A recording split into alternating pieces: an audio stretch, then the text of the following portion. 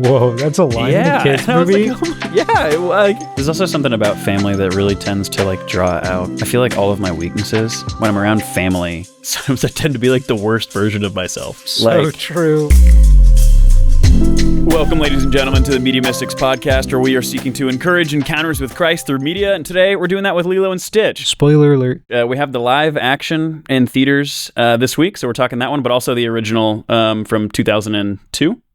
On a scale of 1 to 5 tears, how frequently do you, how do you tear up during the Lilo and Stitch movie? I feel like I get a good like 2 to 3 tears out of 5 on the OG Lilo and Stitch, and a little bit towards the end of this new live action one. Yeah. I'll be honest, Charlie, I am a crier when it comes to films, not with the rest of life normally, but when it comes to films, sometimes it just hits you. And there were a few times in both films that I shed a tear or two. Just a beautiful story about family, a beautiful story about life, a beautiful story about belonging. And I'm excited to talk about it today. Brief announcement. You guys are tuning into our podcast here. We also have some guided meditations. They're like 10 to 15 minute prayerful meditations you can turn on and sit with to pray with. So check out some of our episodes there if you're looking for some more prayerful guided content today. What's your general opinions on like the live action Lilo and Stitch? I enjoyed it. I enjoyed it a good deal. And the reason I enjoyed it is because of all of those same themes coming through, like I just mentioned.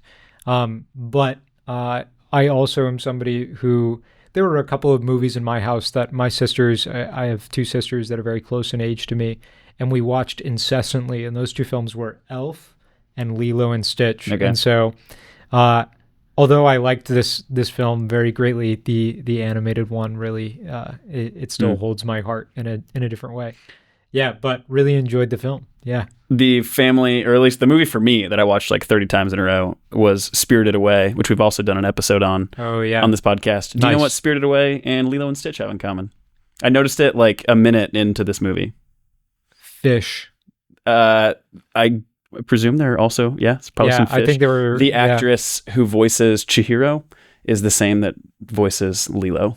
No way. Yeah. And this is a huge revelation. She's also the same woman who plays the woman in the ring that comes out of the well, like with the dark black hair. That is quite a different feel entirely. Quite a different feel. Wow. Yeah. So, wild. Which I was just like, I never really thought about the fact that like, wow. I've never really seen The Ring, but I'm aware of its like horror, esque vibe and like the general sort of gist of it. It's a frightening movie about this woman who keeps haunting people through the VHS tape, whatever. But I was also like, dang, like kind of rough that children are like, I guess like a main villain in like a horror film, like just like from like an actual like actress perspective. Like I can imagine that would be really difficult being a child actor, but also being a child actor like on a horror film set. Yeah. And you're just like doing whatever you can to be in the industry. Yeah. But also like maybe you haven't like been taught really about like what exactly a horror film means, and like what exactly its function is. Yeah. And maybe it was fine for her. I think she was probably around like 12 or 13 when she had done it. So maybe so. But yeah, definitely. Yeah. Oftentimes like things like that make you stop and think, and you're like, what exactly is the film industry? Like, what even is it? And like, how does it affect people's lives? Like people sometimes will talk to me like, Mr. Sheridan, do you like horror films? And I'm like, no. And they're like, oh, come on. And then I'm like, first of all, I don't enjoy them. Second of all, I don't like that people have to be around darkness that much. I will say that's like net bad for people most of the time. I generally don't like horror films or frightening things.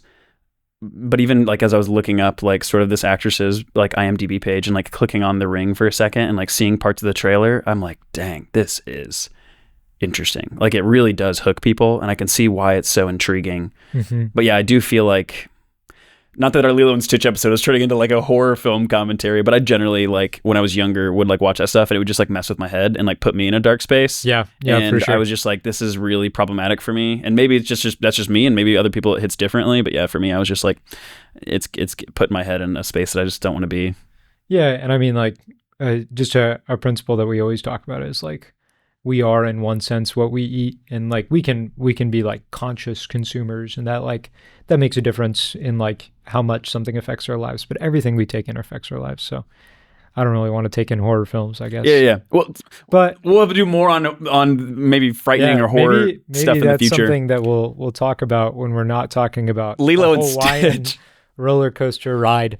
Yeah, but I thought that was kind of neat that she was in that. And also, as That's far cool. as actresses that have made a reprise in the live action, I believe it's the same actress who plays the social worker in the live action was the woman who played Nani in the original. Oh, is that right? I believe Okay. so. Yeah. Yeah, that makes some sense. So that's pretty why they would write her in. And then also good. Prayers for, as the internet I think has coined him, the like shaved ice guy. His first name's David. I don't know exactly how to pronounce all the Hawaiian actors and actresses' names here. Okay. But the man who played David, like when the portal opens and he's like got the icy, and it like falls off, which is a great homage back to like the original with course. the ice cream man that like he keeps dropping it throughout the film. He just passed away like 6 days ago prior to No recording kidding. this. So Oh my prayers gosh. for him that he's Yeah. enjoying May he rest paradise at in the moment. peace. But other things that I think stand out to me is I want to jump like right to the ending. Yeah. Because Because that's the best place to start. You know? I think that everything I'm seeing online right now and like commentary about the live action seems to be about how much they changed with the ending, particularly. Memes of like, Stitch that's like, Ohana means family leaves you behind and goes to college. And people are really frustrated about for sure. how they're changing that. So I just wanted to like start with that big topic because that's the thing that people are really talking about is how they switched the ending. And do you have any opinions on how the live action showed that Nani gives Lilo to the care of her neighbors, David and his grandmother Tutu, and then she goes off to college out in the mainland, but she's got a portal gun where she can presumably like come back and see Lilo as much as she wants? Yeah. It's an interesting bit. So prior to watching this movie with you, I had heard like the negative feedback about like Ohana doesn't mean family anymore. I hadn't had any of that. Like I had just no expectations. Yeah, and I think that's just because like I was around people who happen to be plugged into social media and stuff, and it's like kind of an interesting bit. I would like first of all to point out that like the film Lilo and Stitch is like highly beloved by so many. Like Stitch is like kind of an icon, even as far as like Disney like characters go. Like I think he's like I would say he's probably one of like second most popular Disney character. Like if you think about like the amount of merchandise and stuff and like what he stands for is that like Ohana belonging piece and like the positive vibes that are associated with like Hawaii and family and all these things. Now, I guess my first question is like, what is the point of a live action film? Because that's maybe even a hotter topic than the Ohana means family bit, right? Because there are all these live action films coming out in the more recent years. A buddy of mine just texted in a group, hey, like this movie theater has like $3 tickets on Tuesdays. We should all go. And then somebody immediately responded, yeah, I'm not going to go until they release a real movie. Yeah. And so what do you like? Obviously, there's a change.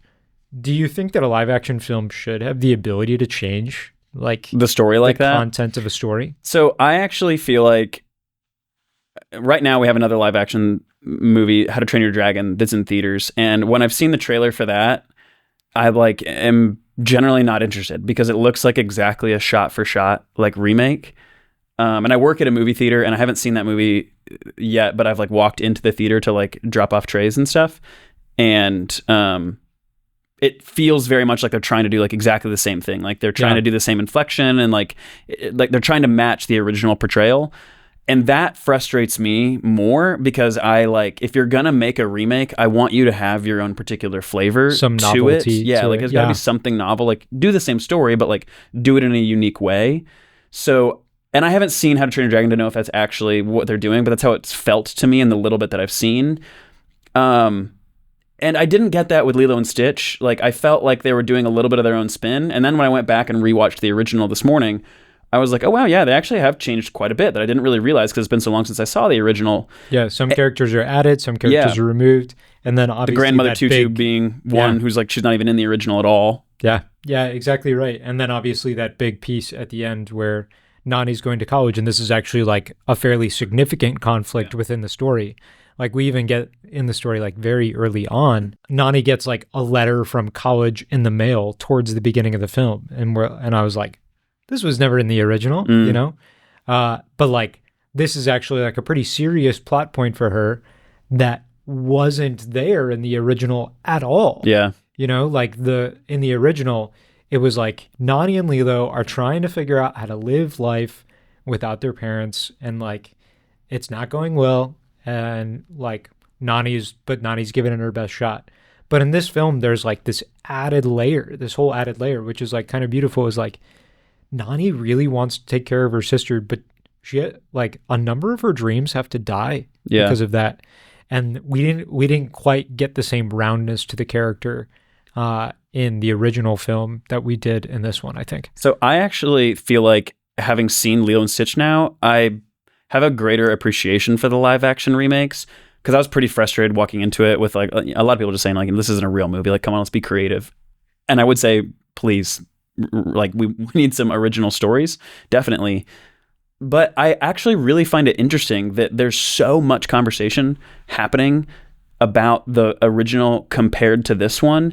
And like, I'm seeing some really good arguments on both sides about like which story was better presenting the ending, like which one is hitting family in a better way. Like some people hating the live action ending, and then other people saying like, no, I like it for this reason. And I think it's opening up so much good conversation because you can compare the two that like, if it was an exact shot for shot remake, you wouldn't get that. So the fact that it's slightly different and is having this conversation, I think is actually really, really cool. So yeah, I feel like I've learned a lot just like scrolling through Reddit and YouTube comment sections, and like I've grown an appreciation for Lilo and Stitch as a whole. So I'm kind of opening myself up a little bit more to appreciating live action if they do their own flavor. Yeah, I think that makes sense.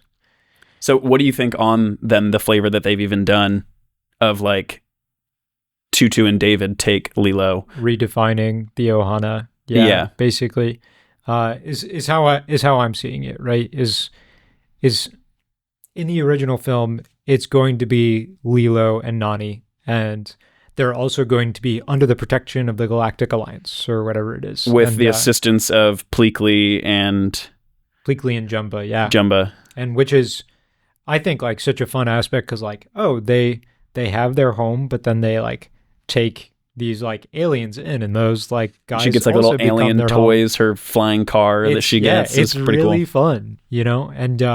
And there are a couple of other movies and TV spin-offs for this kind of arrangement that they have too. And the new film, Nani goes to college, and David and Cobra Bubbles also seems to be like popping by every now and then. And then Tutu, the grandma figure, the maternal figure there, like are taking care of them, are taking care of Lilo and Stitch. And that seems to me like mostly fine. It seems to me really interesting that this wasn't a proposed solution like earlier in the film, because Tutu seems to have a great love for Lilo and Nani, and obviously like why was this not like did her parents not say like, hey Tutu, like if anything ever happens, like would you mind taking them in? It all fell on Nani's shoulders. Yeah. So I did feel like that was a little bit strange for me, a little bit kind of clunky for me, that all of a sudden Tutu was willing to take them in. Yeah. I think that my initial reaction to seeing the ending was I feel like I had a generally positive experience, because I really liked the beauty of like the wider experience of Ohana, and like family being like also including like my local community. And I feel like my experience here in America is that like I don't talk to my neighbors nor encounter my neighbors very frequently. And when I was growing up, like in my little cul-de-sac, like we did have a closer relationship with our neighbors. But like now I'm kind of like, I don't really have that. And I think that's... You live in like an apartment complex, right? Yeah, right now I live in like a condominium, like sort of townhomey sort of neighborhood. Yeah, sure. But I also go over to like my fiance's place pretty frequently and hang out there. And like, we don't really know her neighbors super well, except for like the person who's like in charge of like her HOA. Yeah. Yeah. And Sure. I think that I love to see when communities are actually like really sort of living that like village mentality, like we're in this together. And to see Tutu and David like step in and really like assist in that way, even in such a like, yeah, we'll take on a ton of responsibility in like fostering Lilo. Like I thought it was really beautiful. Yeah. And to me, like I really enjoy, I think it's it's Acts 2. I'll go ahead and read this right at the end when this is kind of showing, I think, like the church's experience of like being in communion together. This is right after like the Holy Spirit has come down upon the church in fire and wind. Peter has given a long speech. 3,000 people then have been baptized into the faith. And then it talks about, I'll just pick up there from verse 41. It says, those who accepted his message were baptized, and about 3,000 persons were added that day. They devoted themselves to the teaching of the apostles and to the communal life, to the breaking of the bread and to the prayers. All who believed were together and had all things in common. They would sell their property and possessions and divide them among all according to each one's need. Every day they devoted themselves to meeting together in the temple area and to breaking bread in their homes. They ate their meals with exultation and sincerity of heart, praising God and enjoying favor with all the people. And I think it's just that one verse, which is talking about like how they had things in common and they just like recognized like people in my community are hurting. So like, I'm going to sell my property, or like I'm going to do something that takes on greater responsibility to really assist my neighbor. And I see that here, like with Tutu. Like Tutu is saying like, hey, there's a need in my neighbor and I'm going to take that on. Like I love that. Yeah. But yeah, it's beautiful. I also kind of understand, like I feel like I'm the only person that I've seen online that has like a net positive experience when I first watched that. Like everybody hates it. Yeah. And I sure. also think that there's something to say of like, I can understand why people are frustrated. And I didn't see this lens in first watching it, but I can.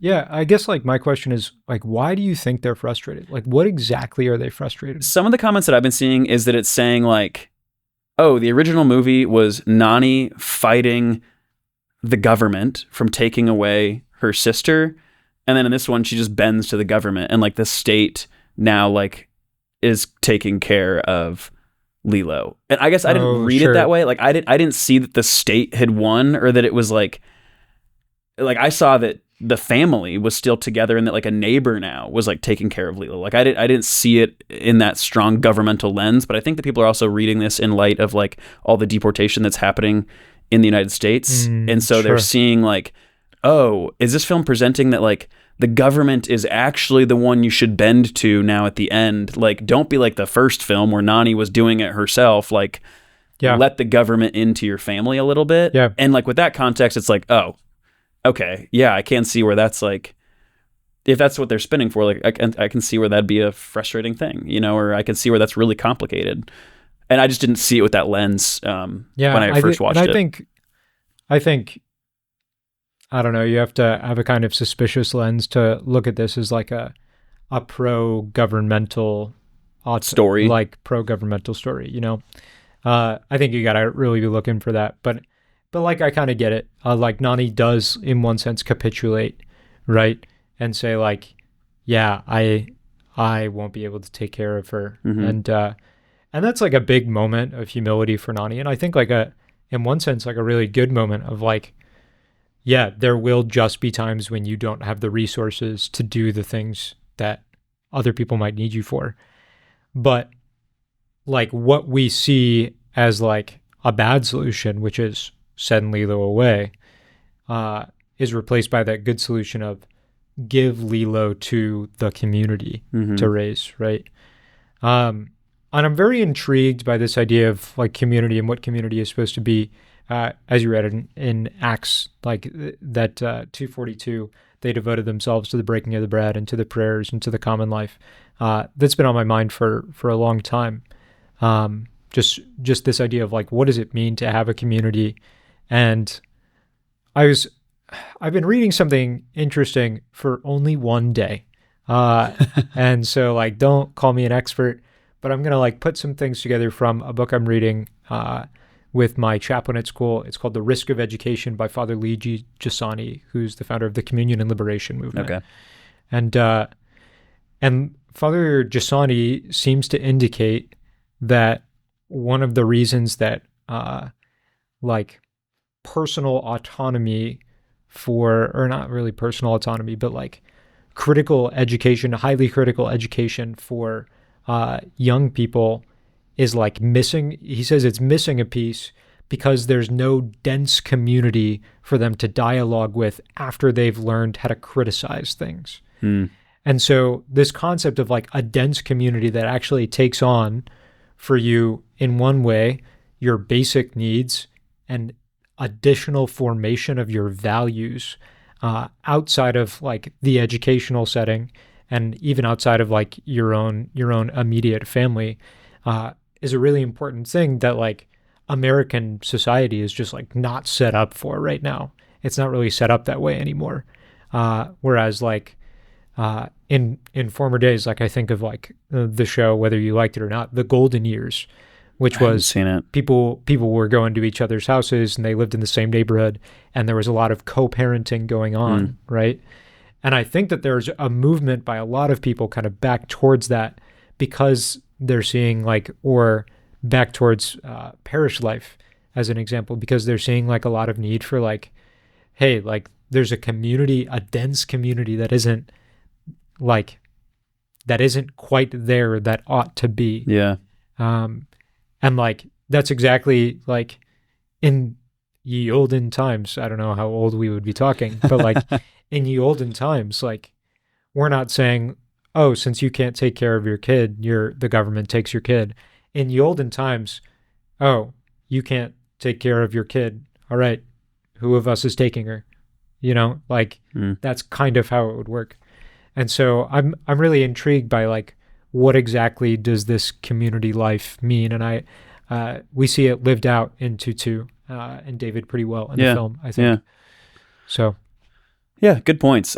You've certainly sold me on wanting to read that book now, Risk of Education.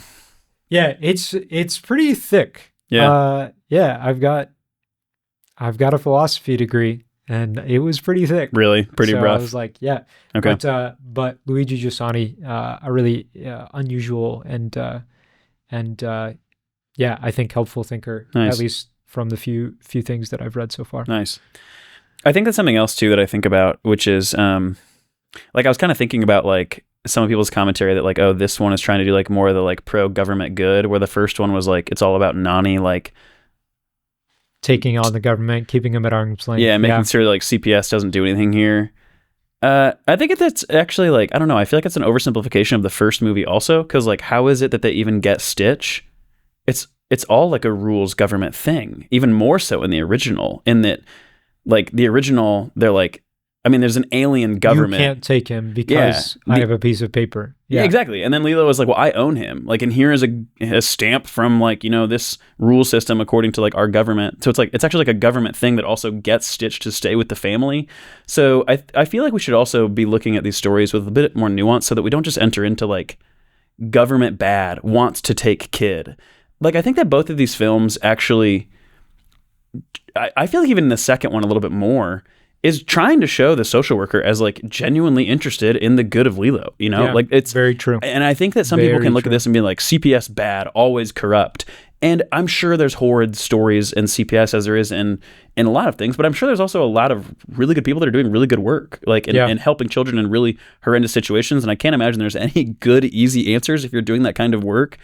And I thought that like in the original, there's a really beautiful scene that like hit hard, and it's in the background when like Bubbles is like yelling with Nani like after the house just like exploded. Oh yeah. And he's like, do you think this is what Lilo needs? Like, do you think this is good for her? Like, look at this. And like you kind of see there like where Bubbles gets like emotional about like he's genuinely interested in like what is right here. Mm-hmm. And I at least wanted to throw out that like I think in the original and in this newer one, I think they're trying to show that tension of like, we're trying to abide by the rules. We're trying to abide by like, what does the law say? But we're also trying to like give Nani some grace and give her a couple days and trying to figure things out. And like, I don't know how, like that's difficult work. Like I can't imagine like how you do CPS work. Like it's just hard. That's just tough to be able to make those good decisions. So it's one of those things that it's just like, like nothing you do is going to be without hardship. Yeah. And I feel like in that line of work. Um, So I think there's a tension that we can honor those who are in the government, like trying to do things really well. And this movie even shows, hey, the Alien Federation government and the adoption government helped Stitch stay here. But yeah, like also reading this in light of a lot of things that people are complaining about in our government, like we gotta be nuanced about this. And so I understand why people are frustrated, but so what do you think? So first of all, I don't know like what the answer is, but like we probably ought to like meet our neighbors, right? Oh, like how does one like actually like encounter like and build how that does community? one actually do that today? I feel like it's hard because, and this was something that was in a point in Jasani's book too, is like we end up meeting our community through common interest instead of common context, which is like like I have a number of friends in Indianapolis. I'm pulled all different kinds of directions. I know you are too. From different things that we've done at church, which is awesome, but also many churches that we've been to. And also, I know a lot of people from, I play Ultimate Frisbee, and I meet a lot of people playing Ultimate Frisbee and in just all these different things that I've done. But the fact is that I know the name of one of my neighbors in my apartment building, but I've also forgotten it. Like I know that we've met. Yeah. And I could say like, hey, you, but like, how do we begin to bridge that gap? Can we do that on our own, or would there have to be a cultural shift before we did that? I don't know. For it to not be weird. The only things that are coming to the top of my head is like, and maybe this is just a cheeky answer, or maybe there's more weight here than I think it is, but like just doing some kind of like neighborhood socials. I mean, like the block parties, the like barbecues, the like we're having a movie night out. So I mean, like, I don't know, something just for the neighborhood to participate in. Yeah. That's like a social. I feel like that's where I would start, but I'd be intrigued to see like what people have done that's actually effective in building that up. And I think that there's something too about like, I like that you mentioned also like parish life. I think that like, how can we get parish life to also be like a really like vibrant, space in which we are building up the community. And I remember encountering a Protestant church here in Indianapolis that had a particular like way that they were doing that I thought was like just really wild. Yeah, what did they do? It was Inglewood Church, and they had the pastor like just was showing us around, and like he was like, hey, here's our library, like here's our gym space. And I was just noticing like as he's touring us around, there's like tons of people here, like, and it was all youth. Like it was a lot of kids who are out of school that are like middle school, high school aged, like waiting on their parents who are working a job and like can't pick them up. So they go to the church and they play basketball. And then like he took us up to the rooftop and, was just like pointing at all these local buildings. And he was like, hey, yeah, that apartment complex over there, we bought that and we've outfitted it with like solar panels. And we have a lot of our elderly in community that like couldn't afford housing on their own are living in like sort of shared community here with like a lot lower rent because we're able to like, reduce their electricity costs. And like, hey, this sign printing business and this coffee shop, they are actually like donating a certain amount of proceeds to us. And like, here's the projects we've done with their money. Hey, check out that house right here. Like a homeless man came to us and like needed some housing. And so we built this house for him, like here in our neighborhood. And like, it was just the fact that like literally standing on the top of his church, he like pointed to the community and was like, look at the impact. Like we don't have to go anywhere. Yeah. And the Catholic Church is doing really a lot of that also, and like, and I think that it just struck me because I could visibly stand up there on the top of the church and like see it, right? Like the Catholic Church has tons of soup kitchens and, ministry, like homes that are set up for, women that are in like abusive relationships. Yeah. Or if they're like in a crisis pregnancy, like, but maybe that's like 10 or 15 minutes away from the church. You can't point to it as easily. So maybe it was just the fact that it was all so local. Yeah. So I don't know. There was something about that level of like, how can my church really hit like literally my block? Like not even like my larger city, but like my block, like the people that live right next to me. Like how can we minister and get to know them? Because that church was like the hub of that community. Like whether you were Christian or not, I'm guarantee like the people that live there. That was the community center. Yeah, it really was like, I felt like I stepped back into like medieval Catholicism where the parish like was the hub of town. Yeah. for sure. So I don't know if that gives any wisdom to the answer, but just wanted to share that. I definitely think there's something to be learned there. And I don't know, my thoughts, I probably need to form some further thoughts on it, but I think that is such like, yeah, I mean, maybe I'm belaboring the point, but I feel like that's such a battle today. Like the battle today is, first of all, like against individualism, which is so easy with technology and separates us even from our family. But even those among us who have strong like family lives, like still kind of live in our own worlds because we can go to the store, we can order from Amazon, we can do any number of things without having to rely on anyone but our dollar bills and our car. And like, that's like wild. Yeah. And in it, like there was a time not that long ago where in order to get a book, I had to ask around about it, or I had to go to a library that my community put together, not like, and I mean, we're recording this in a library and this library is awesome. Yeah. But like the city put together this library, not the community. You know what I mean? And there's a significant difference, I feel. Or at least, yeah, it feels different. Yeah. Yeah. And, and maybe it doesn't just feel, maybe there actually is a difference, you know, this kind of very local context that I just feel that we're missing. And I feel like there's a battle there that really needs to be fought so that we can like be in real relationships again. And I'm not saying that there's nothing out there. Like, I'm not saying that the world is ending, even though we're always on the way there. Yeah, I mean, the fact that we're here, like, recording this in a local space, and, like, you know, we know, like, Langford and, like, the various employees that, like, work here at, like, true, this space, like, it has been more communal because, like, I think even, again, to go back to, like, Axe, like, we're sharing things in common. You know, like, if we just had the money to, like, buy all of this equipment and, like, put it in our own homes, like, we wouldn't have got to know the really kind employees that are here, cool, like helping us set stuff up. Yeah, which is great. Sure. So don't call me like a naysayer, please. Yeah. But at the same time, I just do really want to point out that I feel like there's a communitarian piece, a communion piece that's missing. Yeah. In our culture, and that piece is really meaningful. And I don't know the answers, but I know that it's meaningful. Yeah. I think that people had like, as far as like comments people were sharing, I had some I wanted to read some Reddit posts just to kind of move off of this ending. Mm-hmm. This person's saying like how we could maybe revise the ending.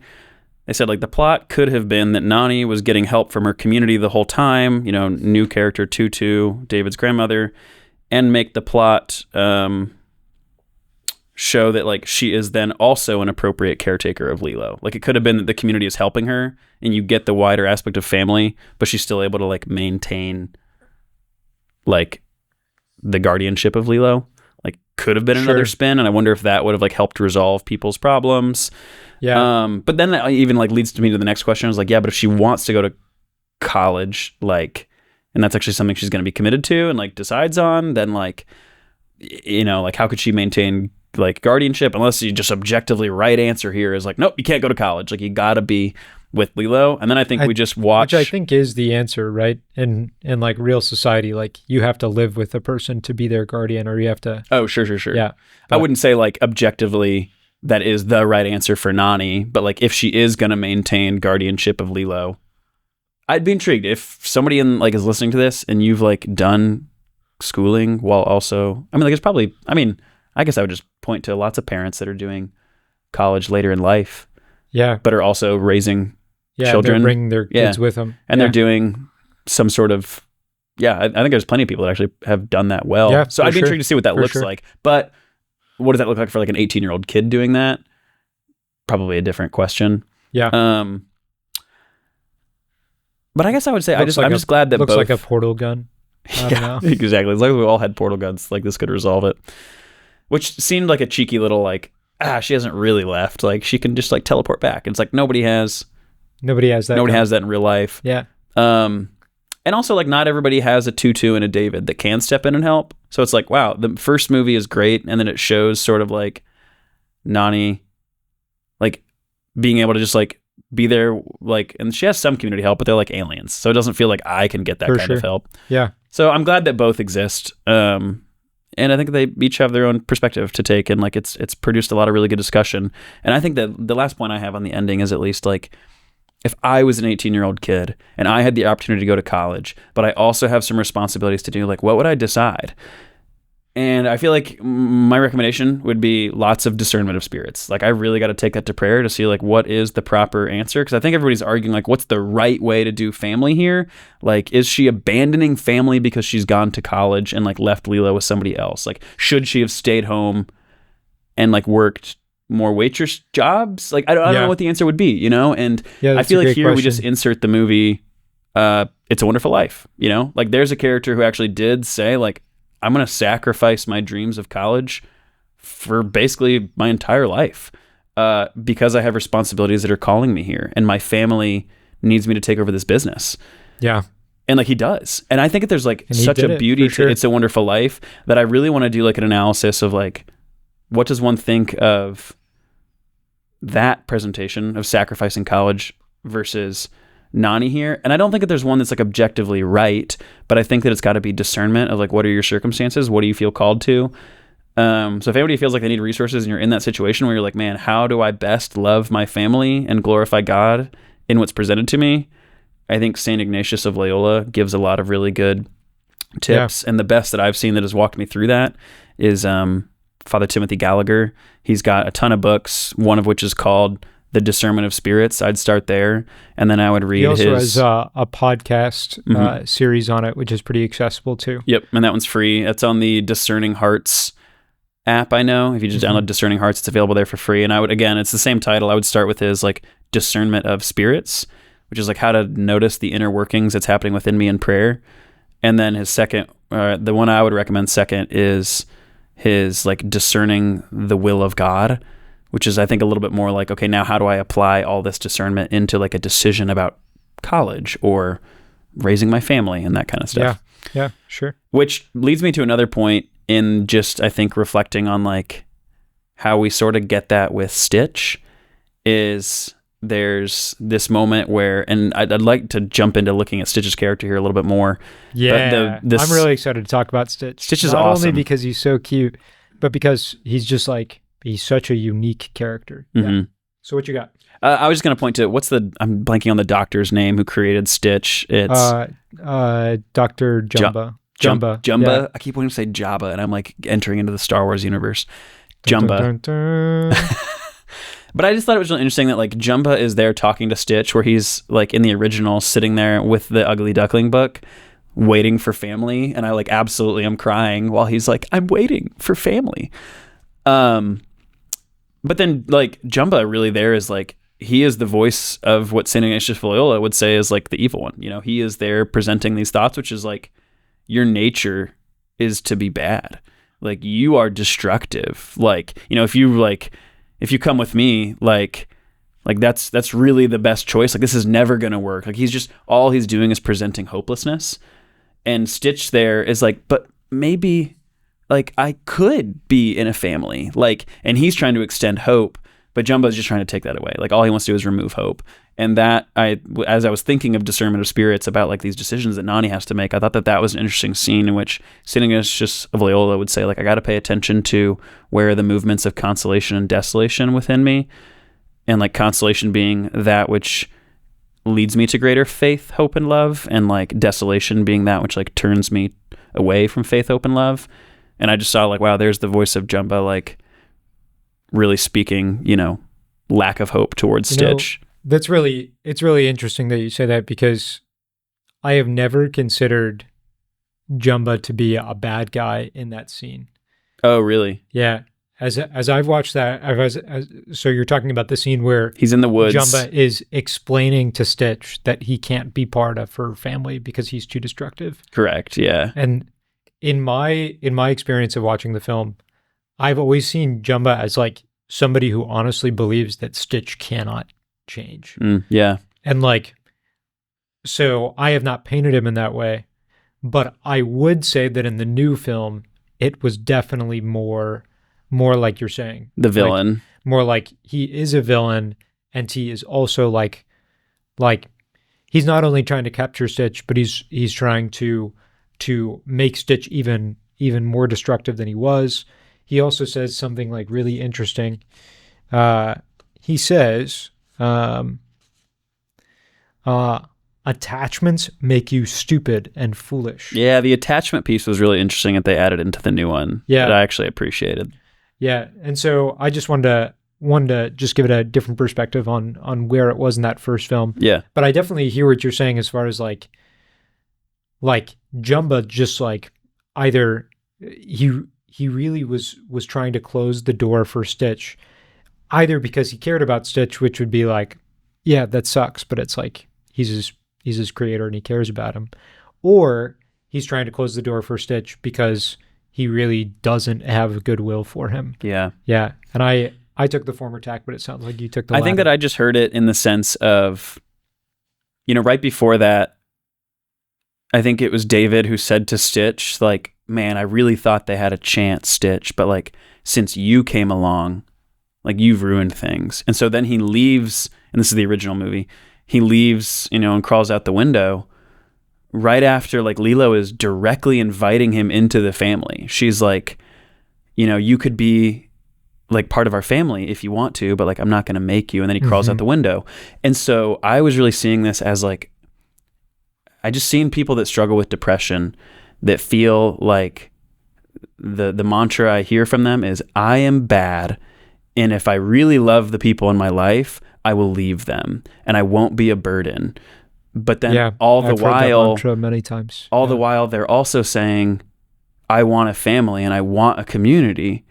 But like they feel like the loving thing to do is to leave that family and community. So I saw that in Stitch, and that he literally just left Lilo, absolutely, who was directly inviting him to be in family. And then he was sitting in the woods waiting for a family.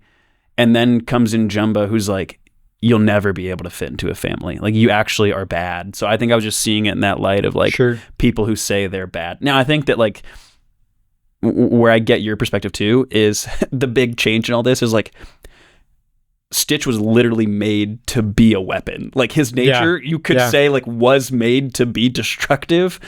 And there's sort of a unique spin in this movie that like he sort of changes his nature such that his creator is surprised by the end of it. Yeah. And that's like a thing that I don't think is applicable to like us in our human nature. Yeah. Because we're not totally destructive. Exactly. We're not totally terrible in any way, even though we're broken. Which is like Stitch readily admits, like, yeah, my family is broken. I am broken, but like I'm still good. And I thought that's a beautiful line. The obviously. new film I thought did really good with that. I felt like a couple times Lilo had said like, you're not bad, Stitch. Like you do bad things, but like you are good, and like you're just like, we're broken. And that's like exactly what Catholic theology teaches. Like there might be others in the world that say like, humans in their nature are evil and bad and sinful, and God hates you and wants to send you to hell. And then like Jesus comes in and like makes you good. And that's not exactly the Catholic presentation. Like we would say like, no, you are inherently good and beautiful. But like we have been wounded through sin, but we're not like totally abjectly bad. Yeah. But we're wounded, and Christ does redeem us out of that woundedness. But that's different to say like, in my core, I am good. So I thought there was like, wow, quite a bit of philosophy about like, what is a person and human nature, and am I good, and how do I love people, like going on within Stitch, that I was really impressed by. Yeah. And I mean, yeah, Stitch is like very obviously by the end of the film, a good creation. Right. And the thing that like really helps him turn the corner in that is like the love of this family and this acceptance that like helps him turn the corner to like say like, oh, like I do have a place, and I don't need to either lament my own existence, and I also don't need to destroy, even though those are powerful drives within me. And I think the same can be said for us with regard to like our own sinfulness, our own wounded nature, right? Is like the more that I can step into like the reality of the fact that like I'm loved and everything will be okay, even if I mess up, like my mess ups are not the sum of my existence, Yeah. And I think that's very much the freedom of Christianity that we see played out in a little way in this identity piece for Stitch, because he had to belong, he had to be in relationship before he figured out his identity, and before he figured out that like, oh, the doors of my life are far more open than I thought they were. Yeah. Yeah. Yeah, I really like didn't remember. I mean, it's been a long time since I've seen Lilo and Stitch, but like the themes of like belonging, personhood, self-identity, and family like are really well done. Like there's some good little tropes throughout that I think are beautiful. And like the line that's in both of them, you know, that Stitch says at the end, which is like, you know, I found this family. Like they're small, they're broken, but they're good. They're good. Is beautiful. Like I love that. Yeah, absolutely. And I think it also shows a little bit too of, I think in like in our day and age, the, you know, like family structure seems to be like very changing. And like a lot of argument is happening about like traditional family structure versus like a non-traditional family structure. And I think that there's just something like beautiful in this that we see like, wow, when like mom and dad aren't present in the home, it kind of sucks, you know, like, I mean, like, because these were good parents, you know, like, I'm not talking about like, if you have like abusive parents, it's like an entirely different conversation, but like in the intended order of things, to be able to have a mother and a father and the children where the child does not have to take on this incredible responsibility, like that is a beautiful model. It's a huge gift. Yeah. Yeah. And like, there's a real suffering that Nani is experiencing throughout this when the mother and the father are not present. But is that to say that like a less traditional model, such as an 18-year-old, you know, with the help of neighbors or aliens in the first case, like assisting raising this child, like, no, that's beautiful too, right? Like there's, it's absolutely right. So, yeah. And I think, you know, I just went on family vacation last week, and it was great. We were by the Jersey Shore. That was always our family vacation spot, and so very relaxing in a lot of ways. But like, you know, it just reminded me of like how grateful I am for my family. You know, as somebody who's like kind of always on the move, always doing different things, always seeing different people. There are ways in which like my family and I like don't always get along. We don't always see eye to eye on a great many things. But like, it was like just being together for that week reminded me that like, yeah, and we just remain like stable. Like, even though like my sister got mad at me one time and I got mad at her and like we didn't talk for a couple hours, you know, like we just remain stable because we're family, and we continue to love because we're family. And there's like something like so able to be visualized about God because of that. And you know, our friendships are so beautiful, and many of our friendships take on this kind of familial relationship of just like, I know that there are a couple of my friends in my life that are just like, no matter what happens, they're going to keep calling me, you know? Yeah. And like, that's awesome. But there's something like so revelatory about the nature of God in the midst of that. And we all come from different points of brokenness, but the family is this kind of privileged expression of the stable love of God. At least that's what it's meant to be. And that's why it's so hard when that family breaks down, and like why people are concerned about the breakdown of the family, because like it makes everything else really scary if there's not that stable footing. But the family just so important. And I was grateful for mine this week, and reminded of that with Ohana means family. Family means nobody gets left behind or forgotten. And I think just such a beloved line from the film that just, it teaches us something very much about the nature of God and about what we need as humans. Yeah. So there's also something about family that really tends to like draw out, I feel like, all of my weaknesses. Like, I feel like when I'm around family, sometimes I tend to be like the worst version of myself.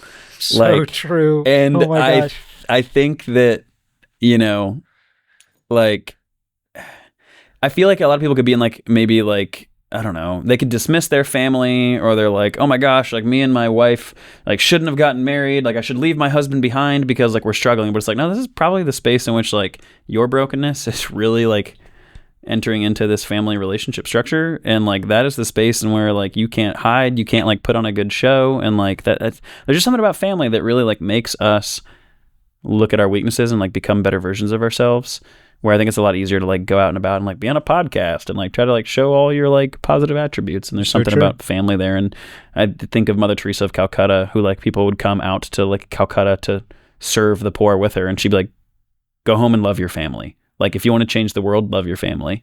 Yeah. And we're like, oh no, that's like, oh, I'd rather go like help the poor.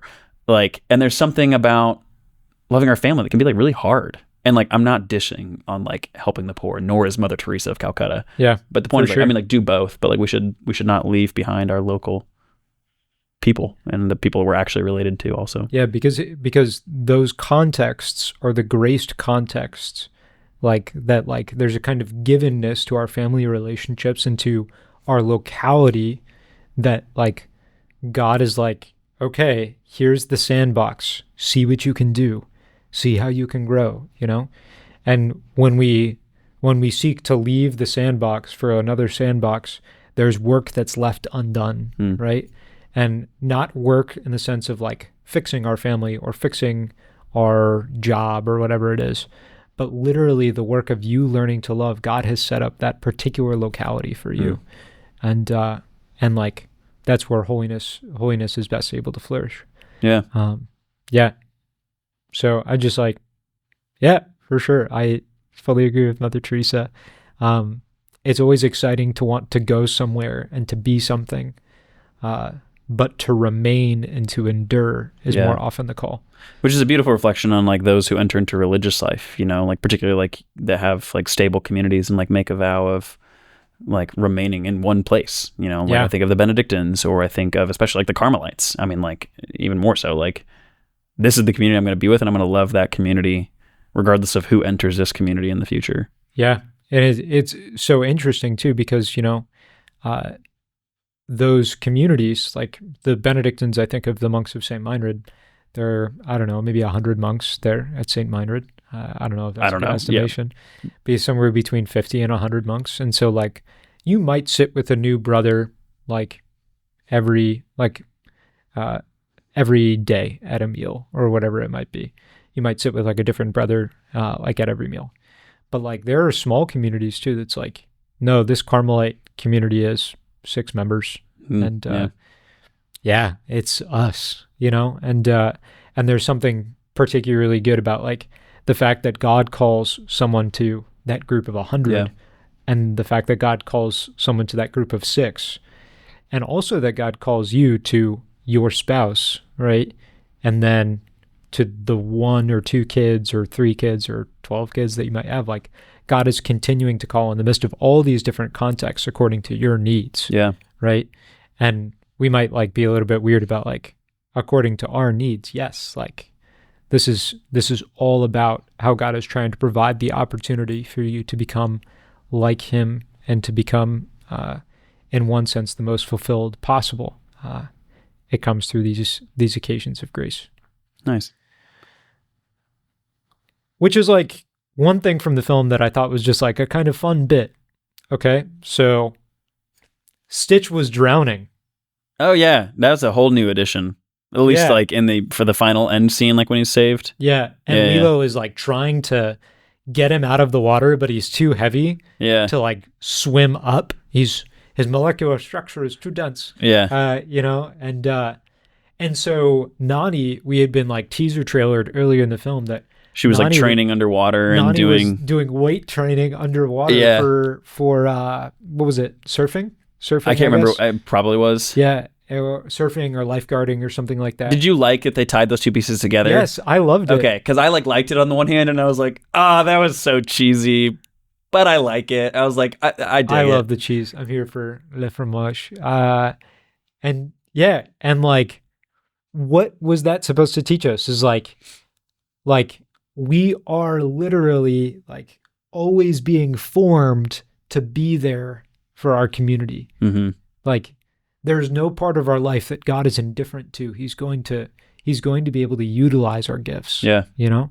And like, that was really exciting to me. I was like, that's providence. You know? Yeah. That's what it's all about. It made me think of like also going back to Saint Ignatius of Loyola, like I understand him to be a man who was very worldly about like power.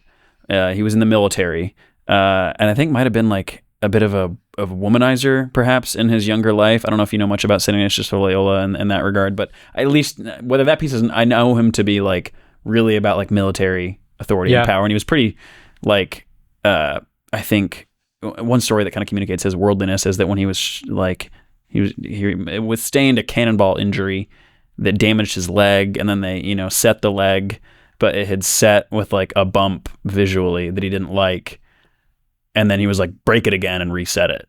Oh, no kidding. Then like so that's I think communicates a little bit of like the vanity to which he was like, my worldliness is so important to me.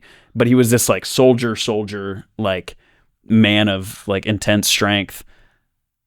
And then like when he encountered Jesus Christ, like while he was actually like, I think and maybe those were two separate injuries, I don't know, but I remember when he was in the hospital, like he encountered Jesus and reading the life of the saints and reading scripture, that I think like all that energy and all that was like before, even like if it was a worldly sinful fashion, like his being a soldier for the world, like very much transferred into like him being a soldier for Christ. It was consecrated. Yeah. Yeah. And so I think that like we see a little bit of that here in Nani of like, just her previous background of her being her, like played into her vocation. And it's like all aspects of your background, like might find a unique particular flavor in how you love people.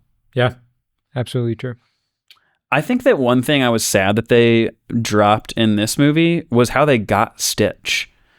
Like in the original, Nani sees Lilo make the wish that she wants a friend, and that seems to spurn her to then go buy a dog for Lilo. Oh, as opposed to like a happenstance, I walked into the shelter and then I got this dog. Yeah, and it was Tutu that was the one that like seemed to get the dog, because Nani wasn't even there. She got home and she was like, "What? You got a dog?" Like, and on the one hand, you could be like, Tutu, you know that this family is like struggling with money and finances. Like, is a dog really the best like financial burden to throw into this? So I think that it was like beautiful when Nani like making that decision of like, everything is drowning right now, but I see the needs of my sister and she's struggling, so I'm going to try to give her something that like brings her some comfort. I thought that was beautiful. Like, and I'm kind of sad that that one was dropped. And I also, when I was going back to looking at the original, I was reading some articles online that sort of, I think, primed the way that I saw it. And they were talking about how Lilo was very much seen as like an icon for like the neurodivergent community, like of people like that like might be autistic. And I was like, what, really? And then I went back and watched it and I was like, oh yeah, like I can very much see some of those pieces there that I thought were really unique. Like she very much is having a hard time with her friends, and she doesn't really understand that they're not her friends, and like she wants to play dolls, but her doll is completely different. And like, the way she's talking about her doll, like needing surgery because worms were like, eggs were planted in her head, and her photography with the way that she's like photographing people's like stomach folds and like people laying in really like odd positions, like, and she's like, that's so like beautiful, and Nani's like, what? Like, aren't they beautiful? Yeah. And there's something beautiful to Lilo there, right? She's seeing with like sort of these eyes of beauty that maybe that like others don't see. But I could see where there was like a little bit of like neurodivergentness to her that I really loved. Like I really loved that in the original Lilo, and I don't feel like we got that in the new one as much. Yeah, we got kind of misunderstood kid, like, or kid not understood by her friends, and like troublemaker, but not quite as significant. Yeah.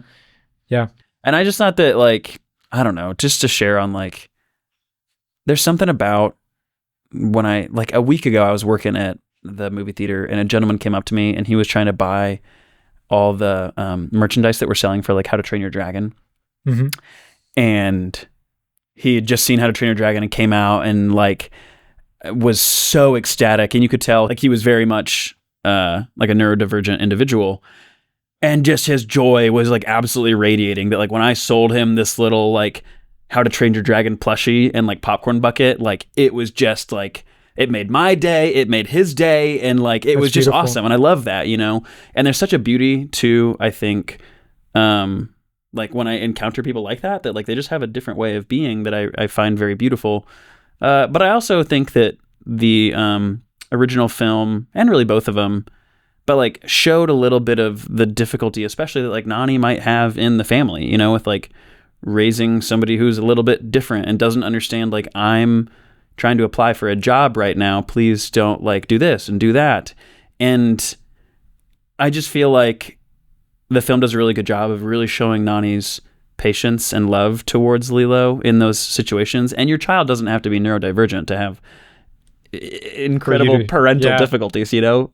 True. But I just thought that like that, I think to me showed a beautiful sort of like window into like what are maybe the particular challenges that a parent or a guardian might experience in this sort of family structure.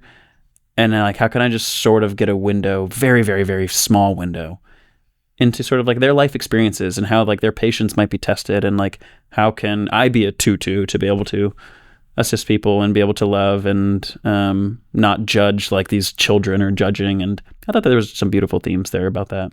Yeah. I think that's very much true. And I've not thought about the neurodivergent piece before, but definitely thought about like, just the role of family, especially. And then you do see it with David in the way that he loves Lilo in the first film, but obviously with David and Tutu in the second film of just like, trying to take her as their own. And I think that's a great good, like when you can realize that like somebody who otherwise would have difficulty in social situations belongs to you, like just as they belong to Christ. Like, you can be a great good for them. And that like, that's great training for any area of your life. And that's like what life is all about. It's about, this is another thing from Jasani. It's about making space to be hospitable to everyone and find the good, find like the pinprick of light in them.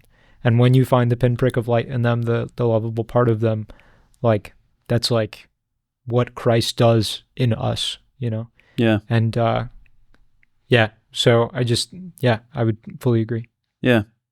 I think that Christ is about chasing us down and helping reveal to us, you know, the goodness of who we are and how he's made us, even in our weakness and in our brokenness, and helping redeem us. And that's certainly a huge arc about Lilo and Stitch, like, and people coming to understand that, to see that. And I think it's a beautiful arc throughout that story.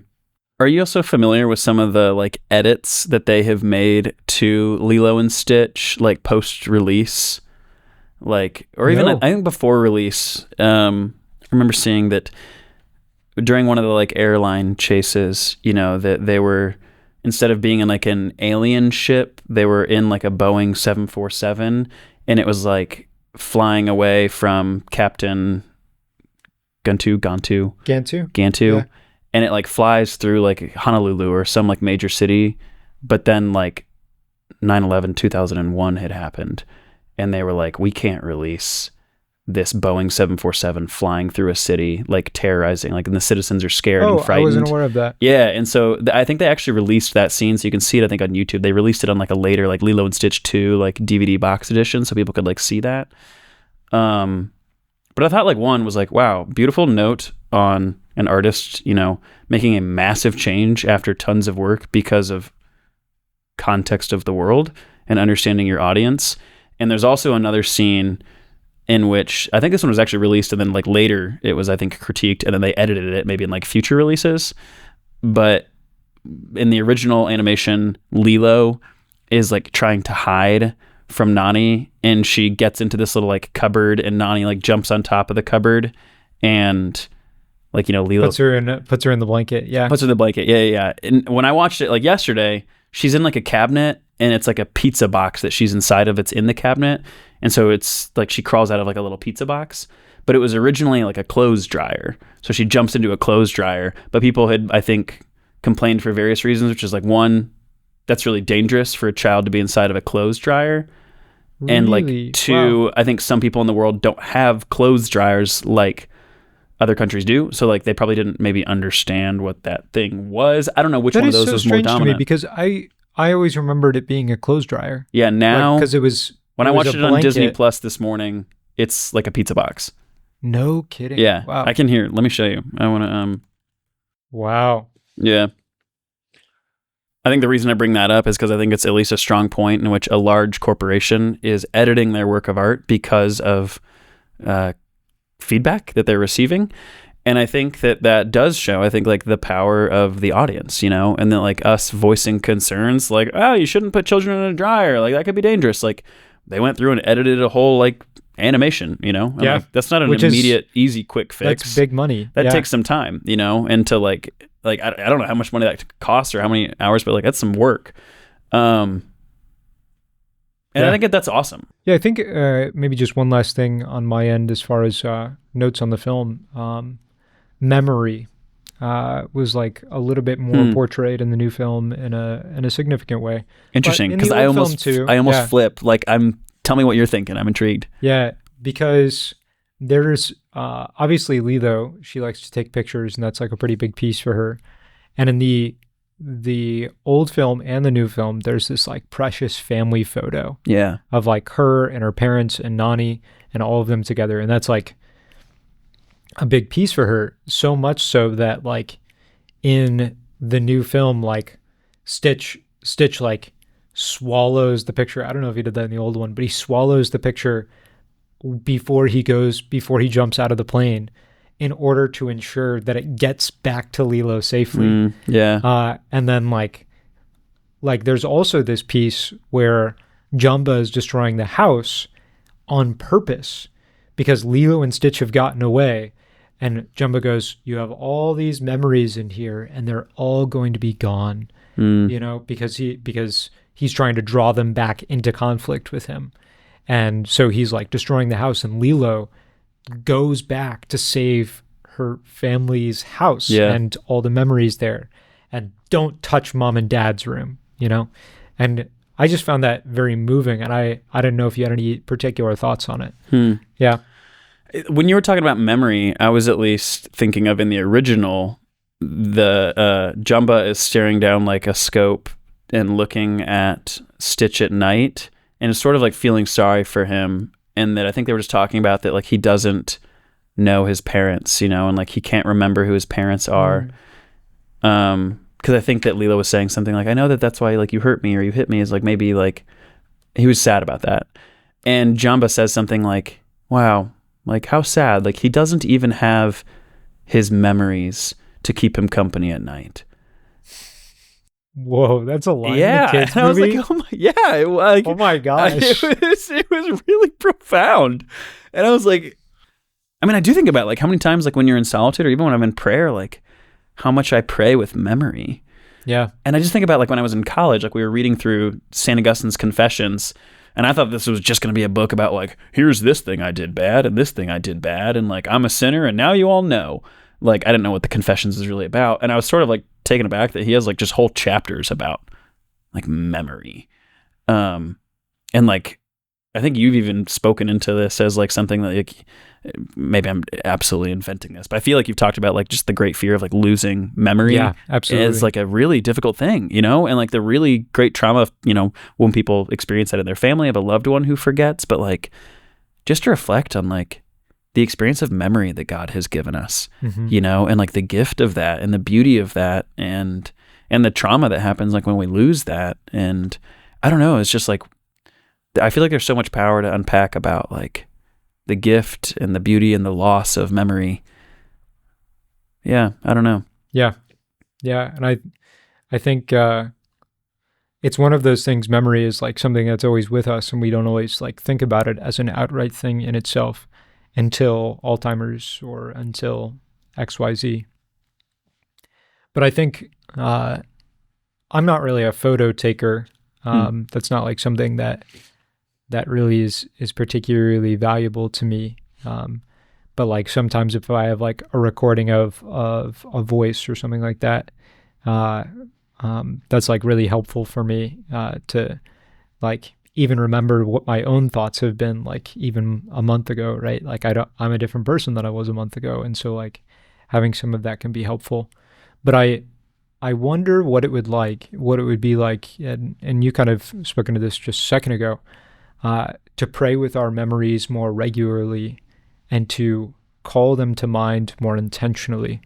Because because I think that memory is such a unique faculty of ours to be able to think about how we've been thinking and about how we've been feeling, and to reflect and use that as a springboard for future action, future and current action, is just like, it's a huge resource for us. It's a huge wellspring of energy and a huge wellspring of direction that very often like many people talk about, oh, remember what you're grateful for today, or remember what you've been grateful for, and that can really change their lives. Yeah.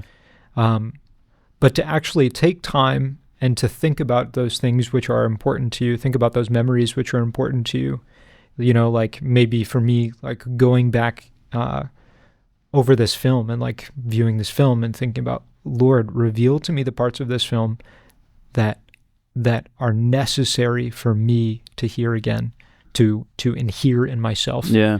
Or thinking about my family vacation. Lord, what was it about my family vacation that was beautiful and what was hard?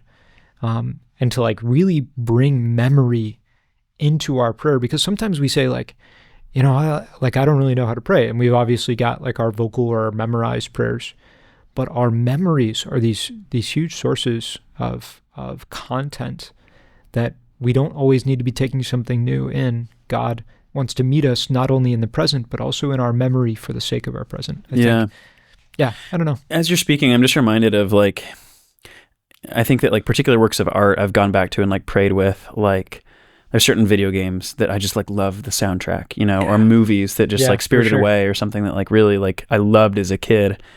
And there's been times where I've just been like driving and I'll be by myself in the car and I just flip on, like that video game soundtrack, or I flip on like that movie soundtrack, and it's just like really powerful prayer. Like I'm just sitting with like, I don't know why I love this or why this is connecting with me so emotionally, but like, I'm just so thankful for it. And I just see like a mystery of God in this orchestra and this piece that they've presented. Like, and some of the memories of my childhood encounters with art and beauty are like really profound moments of prayer for me at times that like, I can vividly remember times where I'm like, oh, I remember that day that I was praying with, the soundtrack, like, and just like being thankful to God for that. Like, yeah. Yeah. And thankful for those moments too, that he formed you through that, because you knew that there was something going on, but you even now maybe don't quite know, but you realize in those moments, you were entering into God's mystery and into the mystery of yourself with him. Yeah. Like for me, for example, like I often think about like when I played Kingdom Hearts, like I had no idea what exactly I was doing, but I was so entranced by all the themes about darkness and light. And I still haven't unpacked that fully, but I know that like playing Kingdom Hearts was one of the reasons that I became a theology teacher, like because of those themes, and I wanted to understand them, and I knew that there was something, the mystery was there, and it really captured me. Yeah. And so like, I totally hear what you're saying. God is, of course, speaking to us through art, but also he's speaking to us through our memory of those occasions of entering the mystery, which is what art always helps us do. It helps us to enter the mystery. Wow. Yeah. That's awesome. Yeah. Thanks for sharing. Yeah. Yeah. I really got to get that episode out on Kingdom Hearts. Kingdom Hearts. Yeah. Yeah. Yeah. Tell me more about like, how do you feel like Kingdom Hearts assisted you in like encountering God and theology? Yeah. Well, I think for me, the whole story of story of Kingdom Hearts is like kind of convoluted. If you've never played, like it's very difficult to explain. If you were to look online for one of those videos that explains the entire plot of Kingdom Hearts, it would be very long. But it was always about this theme that like the interplay between darkness and light, they're always tied together. And it was just in thinking about darkness and light and love and friendship, and this idea of unlocking all of those things, which is a main theme in Kingdom Hearts. Like power is found in the midst of these things. And so Sora's power is found in, he's like a guardian of light, right? And he's opposed to darkness, but they both in one sense draw from the same from the same source. And so Interesting. there's a lot of symbolism, and there's in one way a lot of gray area. Like you're not really sure what the theme is supposed to be. It's not a clear cut thing, but for me, what it was having to reflect on these things and getting the occasion to reflect on darkness and light and friendship and love and hate in Kingdom Hearts. Like really made it gave me the raw material for being able to think about that in a theological way.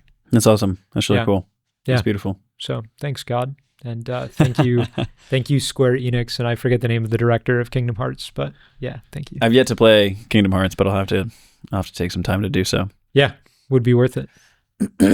Yeah, stay tuned for some of our video game episodes. We got a lot that we're working on right now, but it's taking us some time. The video games are just such massive works of art. But they're so good. They're so good. But I don't know many like hour and 20-minute video games. You know, like I can watch Lilo and Stitch pretty easy, but for sure, video game content is like 30, 60 hours long. I think in you talking about themes of Kingdom Hearts, like the major theme of Lilo and Stitch being like family, I think from a theological perspective, like just looking at, I think the beauty of the beginning of the Old Testament and the beginning of the New Testament, which is that like they both focus on family, you know, in that like sometimes I feel like I'll ask my students like to sort of like reflect on the fact that like, you know, God made Adam and Eve, and that like that structure of the body within marriage and the family, like, which is how he wants the world to continue, and like to make us like co-creators with him, like, and just to be like, wow, look at that gift. And they're like, yeah, but that's just how bodies work, you know, like he didn't do anything wild. That's just biology. I'm like, yeah, but he made the biology. Like he could have done it in any number of ways, you know, like the fact that he made family, and I'll quote from the Catechism here. It says the family is like the original cell of social life, and like is just how things like come into being. It's how we bring life into the world. It's how we bring, I mean, like it all, like government, everything like comes from like a family cell and structure. And I think that is just particularly beautiful, that that's what God has given us.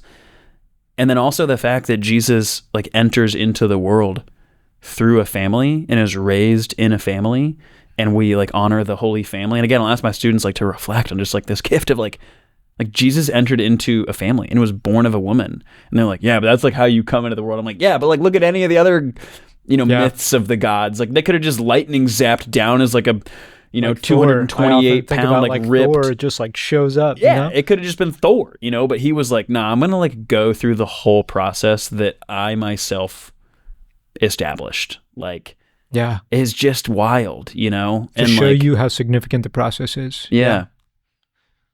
And there's that's just very different, you know, right? I mean, like, I don't know. Look at Jamba in Lilo and Stitch, who's like the creator of Stitch.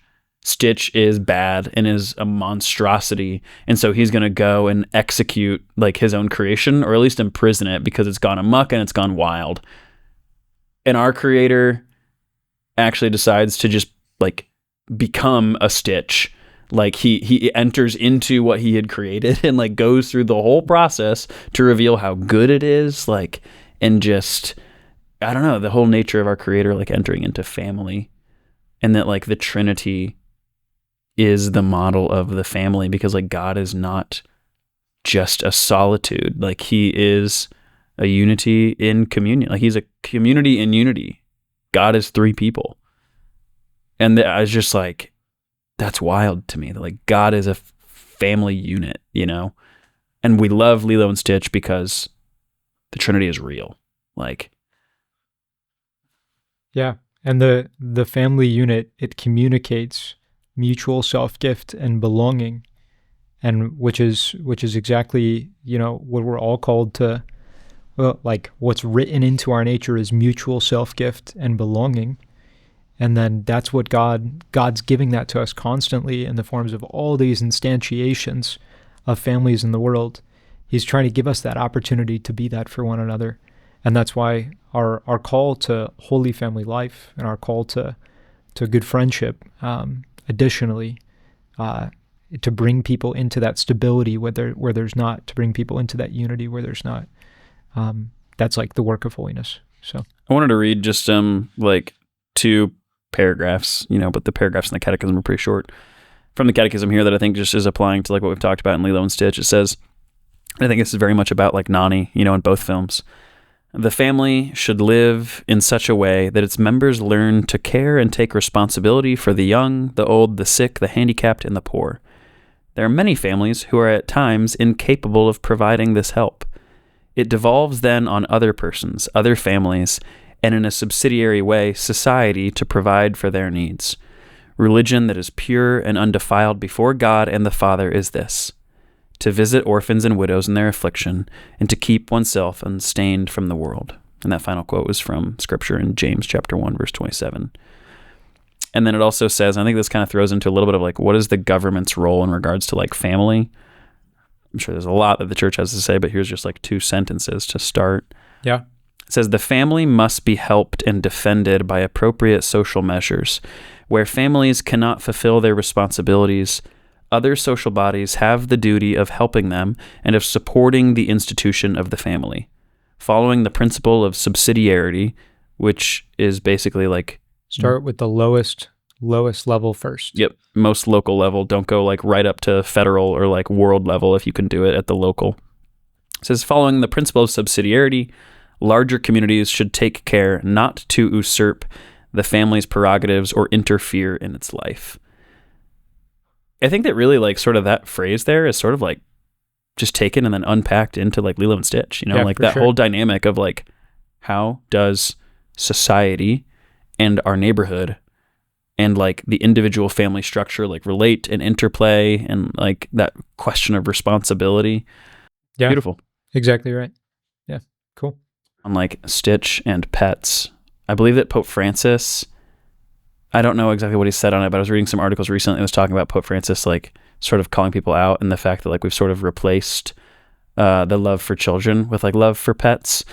And I remember there was a deacon in one of my like summer classes at IPF when I was in seminary, and he was just like kind of mocking this whole thing a little bit. And he was like doing this whole slideshow of like, oh, George meets Jamie and they fall in love, and look at our love. We want to show our love to the world. And then he like advances a slide, and then it's like the family that like doesn't have any kids but has like 11 dogs in the family photo for like the Christmas card. And he's like, and look how our love has poured forth, and that we begat all of these dogs like such that they can resemble who we are to the world. And like, maybe it's a little heavy-handed and like, yeah, pretty heavy-handed. There's an appropriate love for dogs, like, and like, I love pets and love animals, but I think his point was at least like trying to point at like, it's sad when we want to just like replace children with dogs and animals. And so certainly when I'm watching like Lilo and Stitch, I'm like, oh, that's a very present theme, and that like Lilo doesn't have any friends. She can't really get along with people. So dog. Yeah. Send me an angel, the best one you have. And it's a dog. Yeah. And I don't know if you have thoughts on that, just with the pet nature of things. I was talking to some people about pets recently, like, just because I think that just is so true in our society. It's just like, it's so easy to love a well-behaved dog, and like, yeah, we're definitely called to care for God's creatures, and like they offer us like comfort. They offer us a great benefit. But sometimes just like any other comfort, they can be misused in such a way that like we forget that our responsibility is to love God and love others before all things, to love God and then to love our neighbor as God loves us, which is a huge amount of love. And like the individualism, I think that we were talking about earlier in the episode, just with regard to like, yeah, I live like by myself with my family and my pets, or even by myself with my pets, I think that there's a kind of way that we escape community by focusing too much on our pets or on our animals. Yeah. Yeah. I don't know. Is that your general take? Yeah. Is what you had said? Yeah. Yeah. And I think that, I think that there's also a beauty in the somehow I feel like God sort of sometimes like keeps us a little bit on track with like how we treat other humans by like how we treat pets. Almost like I feel like people can be really desensitized to like the homeless and the poor, in which like you can see somebody suffering and people are like, they're just lazy and like and they just like complain and they don't have like a heart for them. But then like you see like a picture of a dog with its toe got stubbed and we're like, oh no, like my heart wants to break. Toe got stubbed. Now you're being heavy-handed. But and so like, but I hear, you know what I mean? I hear you know what you're saying. And I actually think that there's sort of a beauty to that. Like right? You know, the loving of the dog is not the problem. It's the lack of loving for the poor and, you know, those who are in need. Yeah. And so I actually sometimes feel like while some people can like rip on like, you shouldn't love a dog that much, like maybe you should just love the people more. And so I think that sometimes like when I see other people love animals or even myself love an animal so deeply, I'm like, oh, I should probably be loving people at that level, like where I care for them. So I think it can actually be like an invitation to just like reflect on like where I could deepen my love. And so I don't have to be like a bad thing, but I think it could be a good reflection. And maybe it's also a question of like, why? Like, why is it that we're not so desensitized to animals, but we do get desensitized to like the afflictions of humans?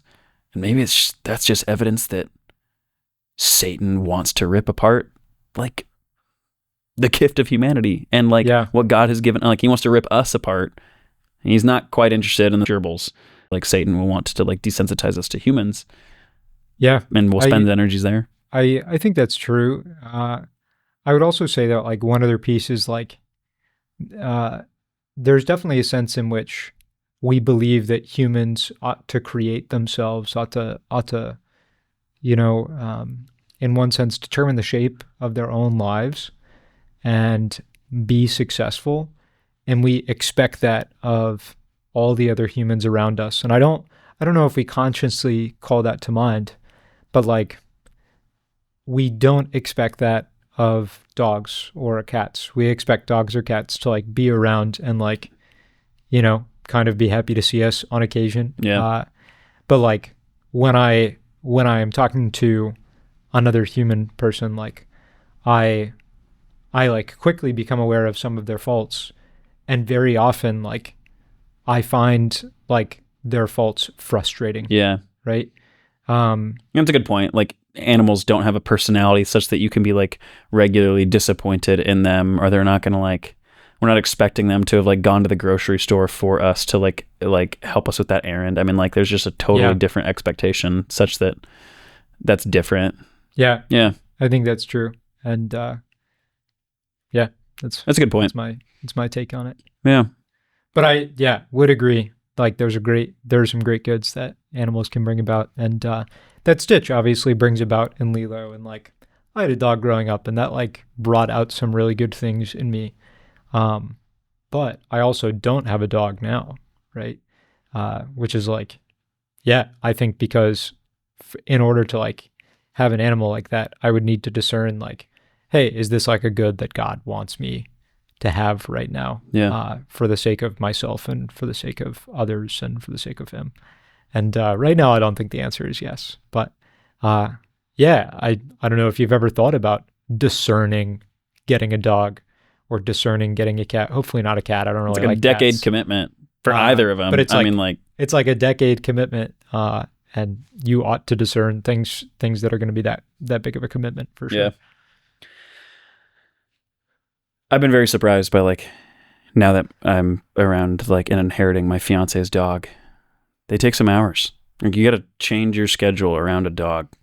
Like a cat, I feel like that is so true. I could just leave for like the weekend, like with a cat, and it just has like a litter box and like a self food feeder and like water, and they were just like fine. I mean, like we were gone for like a week, you know, we'd like have the neighbors come over and like check on them, but it was generally just to like scoop the litter box. But like dogs, man, I mean, it's like you got to be home like every 8 to 12 hours. Like you got a clock like every day. This is like, that's so true. Responsibility. So true. My final note that I just wanted to bring up is I actually think that Lilo understands really well, like the Catholic nature of the family, is that she is talking to Stitch and is like, you know, our family is little now and we don't have any toys, but like if you want, you could be a part of it. Like you could be our baby and we'd raise you to be good. That's what she says in the original animated one. And it's like, wow, good job, Lilo. You just intuitively understand that the purpose of marriage and the family is to raise children to be good.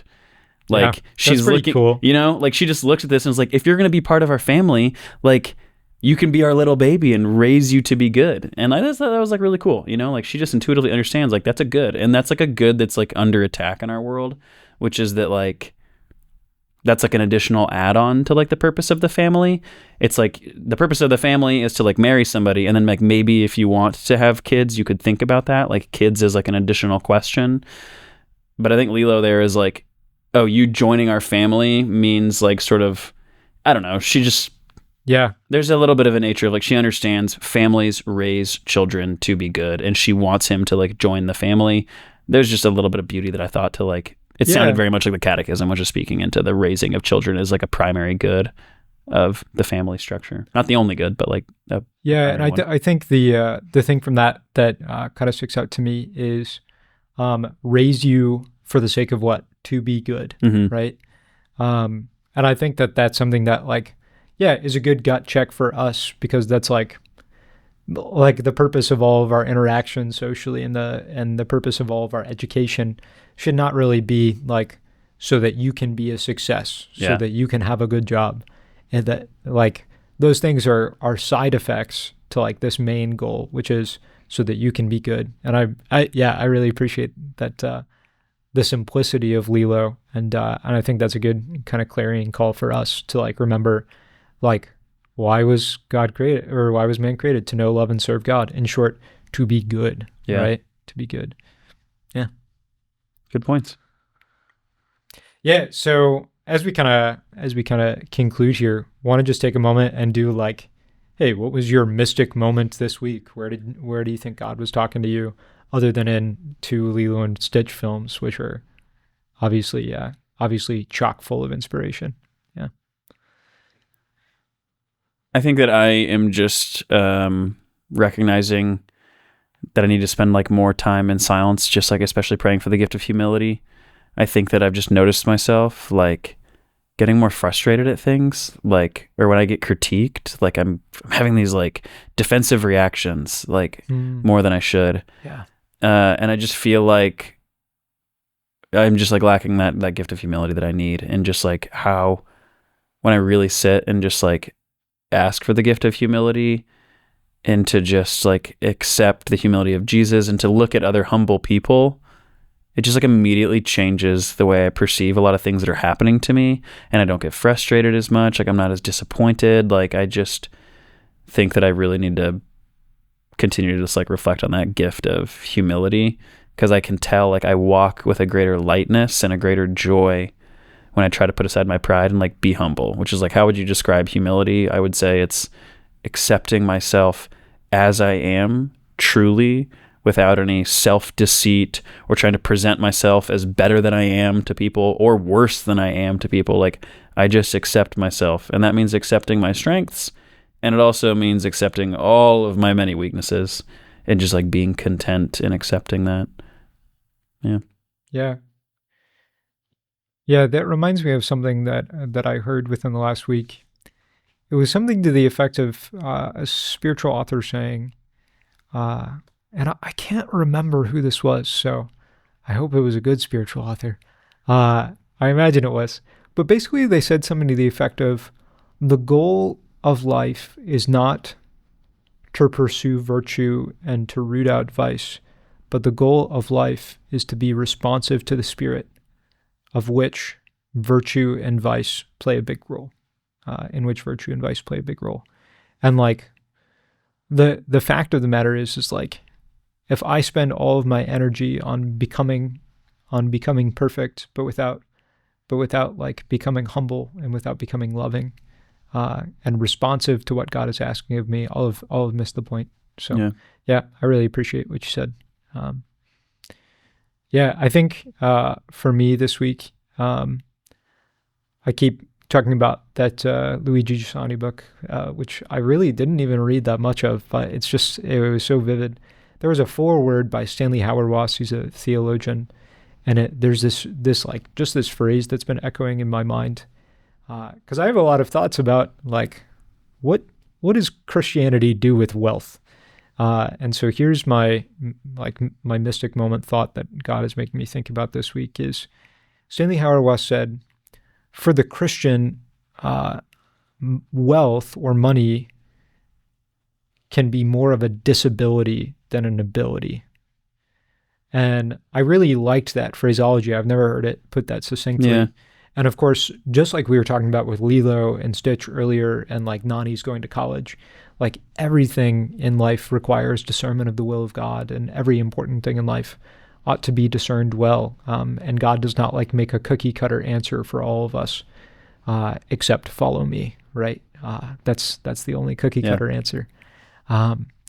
But it just it's been making me question, like, as I go and I do different things in my life, like when I play ultimate frisbee, is this a disability for me or an ability for me to be able to live the way that God wants me to live?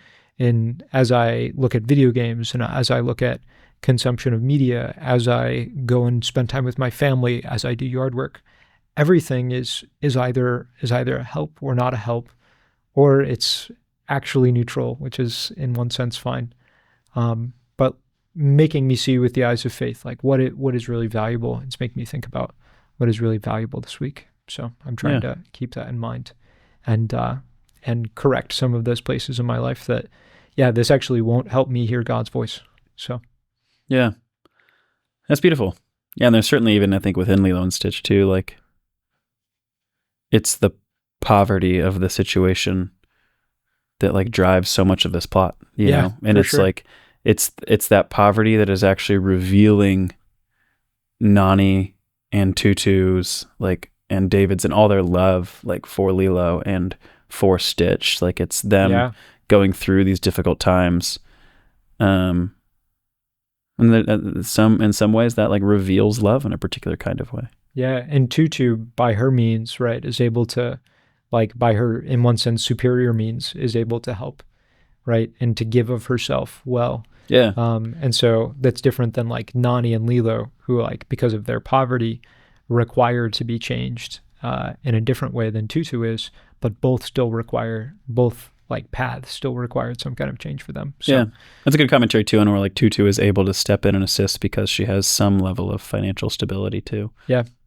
Yeah, true. So just really interesting to kind of think about everything in that light. Like, is this thing a help to me or a hindrance to me? That's awesome. For the sake of all those things that God wants for my life. Nice. Yeah. Well, shall we close out in prayer? Yeah, go for it. Let us pray in the name of the Father, and of the Son, and of the Holy Spirit. Amen. God, we take this time to pray for all those involved in the making of Lilo and Stitch, the original and this remake, for their well-being, for their sanctity,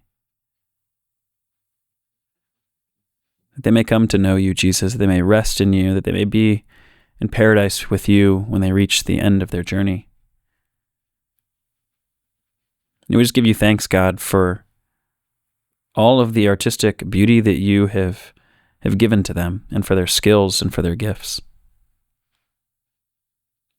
We thank you for allowing us the opportunity to enjoy this beauty, this work of film. And we pray now for our own families. God, bring to mind anybody that I need to pray for in my family, and how I can love them, how I can serve them as Nani sought to serve and love Lilo. Let us take some time now to pray for our family.